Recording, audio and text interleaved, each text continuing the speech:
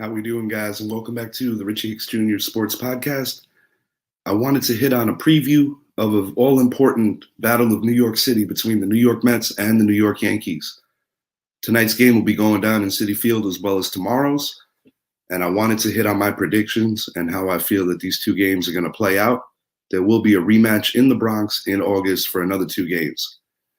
The excitement that surrounds this series is that for the first time ever this deep into a season, both the Yankees and the Mets are in a position to not only win their divisions, but be big players in October and potentially represent New York City in the World Series.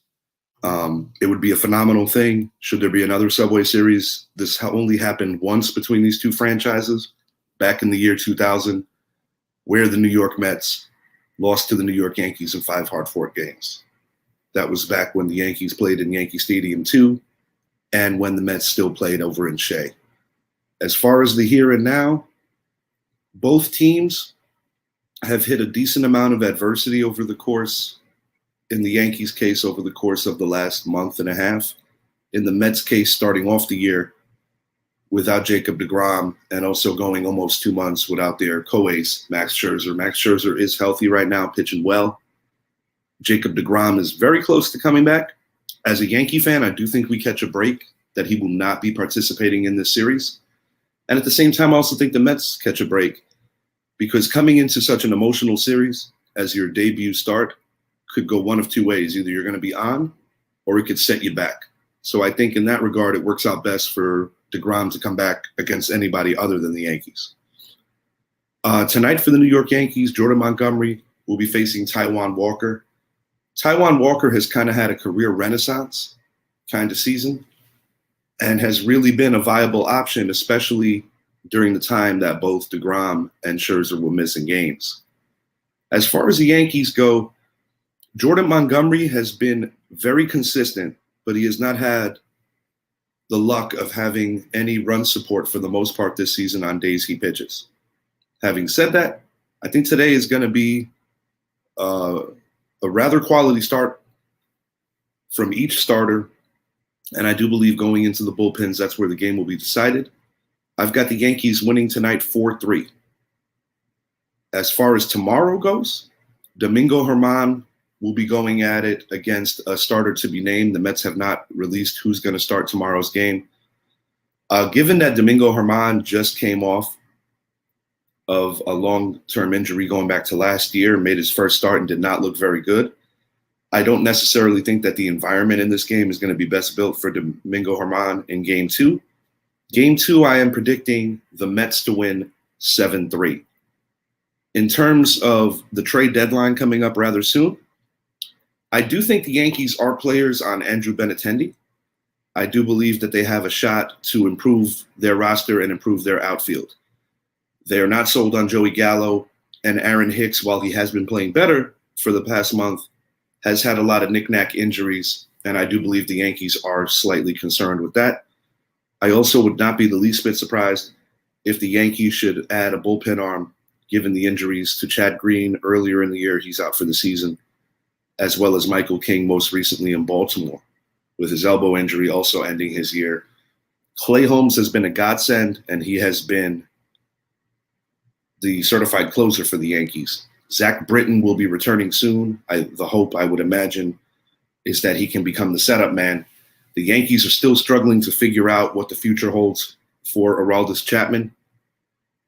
And should they not make a deal for Benintendi, I still believe that that leaves the door open for Miguel Andujar, who controversially during the course of the year has been sent down multiple times, to stay on the big team for the remainder of the year if the Yankees cannot stomach the struggles of Joey Gallo.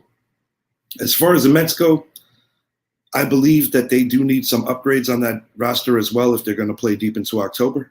And I think the two big ones, they need a better bridge to get to their closer, Edwin Diaz, who has been very good this year. I think a candidate for that would be former Yankee David Robertson, currently a member of the Chicago Cubs. He's having a very good season closing down games. Should he be traded to the Mets, I imagine he would work the 8th innings. And I also think this is an opportunity for the Mets to possibly make a package deal with that Cubs organization and maybe go for Wilson Contreras as well as Ian Happ. There are definitely options out there for the Mets to improve their roster. And when I look around baseball, I do tend to feel that the Cubs are the best trade partner for the Mets. And who knows, maybe even for the Yankees. The Yankees might surprise somebody and bring back David Robertson for a third stint with the team. I also believe that guys like Pete Alonso and guys like Aaron Judge have really taken the reins of being the face of each franchise. And I think this is what's going to be expected in years to come. Of course, the Yankees have to lock down Aaron Judge. Pete Alonso doing great things for the guys in Queens. Both these guys have really proven their worth playing on such a large stage. There's been a lot of chatter about Juan Soto potentially being traded to either New York team. I don't see that happening because, quite frankly, I don't think the Mets necessarily have the best package to offer them.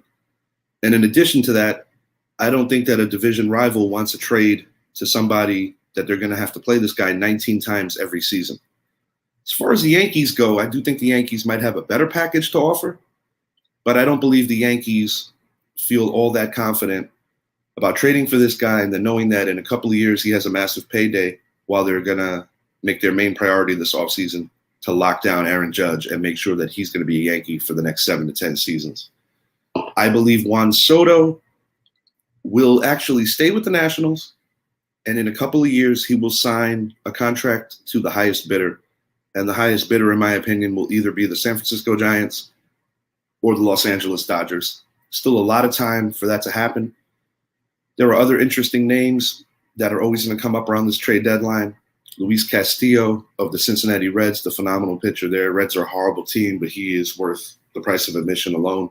Great pitcher. He could be moved, but once again, it's going to require a lot of minor league capital, farm capital, young guys. So we'll see how that shakes up.